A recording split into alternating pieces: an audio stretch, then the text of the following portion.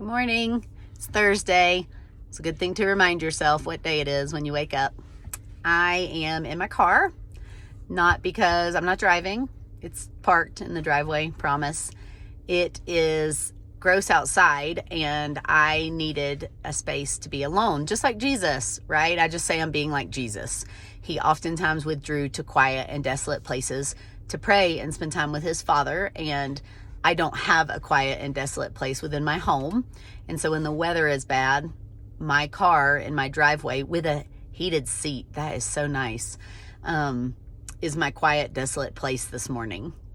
And I wanted to spend a little time and just say hello. You know, here's a thought for the day.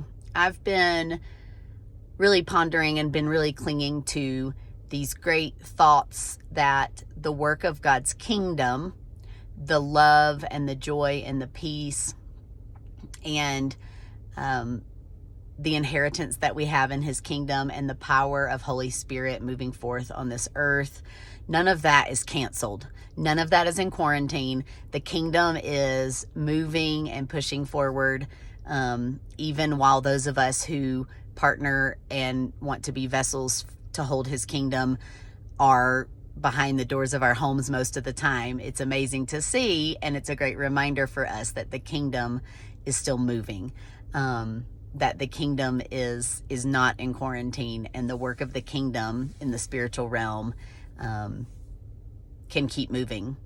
I love that thought, and I've been clinging to it. And this morning, in my prayer time, God reminded me that actually there is something really important that's been canceled. And I didn't like that thought at first. And then he told me it was shame. And our shame, as people who are walking with the Lord, our shame has been canceled, done with, done for. And shame is different than guilt. And a lot of you have heard me teach on this, but it's different than guilt. Guilt, when we feel bad for something we've done that was a mistake, that wasn't the way we were made to live, that hurt other people.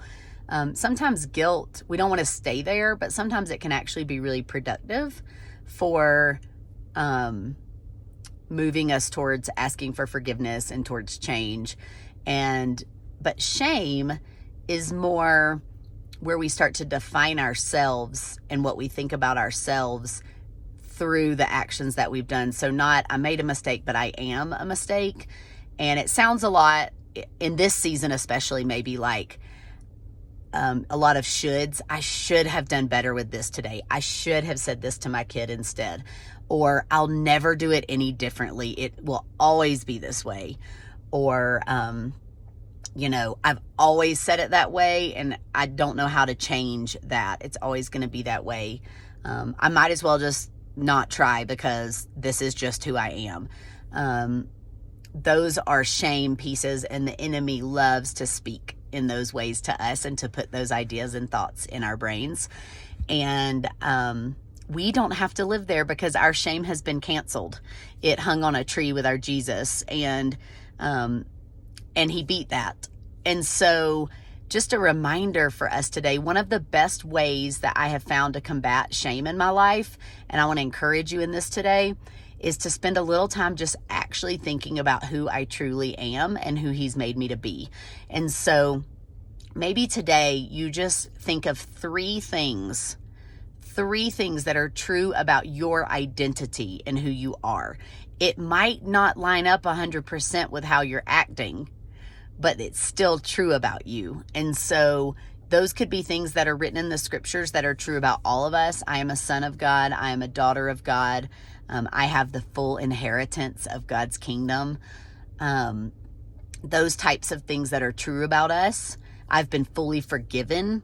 Those are true about all of us. And it might be something more specific. Maybe he has spoke to you in the past or is speaking to you now on things about who you are in the different roles of your life, or who you really are, were created to be. And so 3 things today that he has said that are true about you, and maybe they don't feel true. But what if you believed those, and when those lies come in, those shame-inducing lies, and you're tempted to believe that that's who you are, instead you choose these other things today and stick to that within your identity. I hope that's encouraging for you today. I'd love for us to all try that. How fun would that be if we all started believing more of the truth about who we are, especially in this season? This is a great time to start digging into some of the things that are most true about us and who we were created to be. So hope you have a great day. Instead of our shame, we will receive a double portion. Everlasting joy will be ours. Our shame has been canceled. Don't buy it today. Have a great day.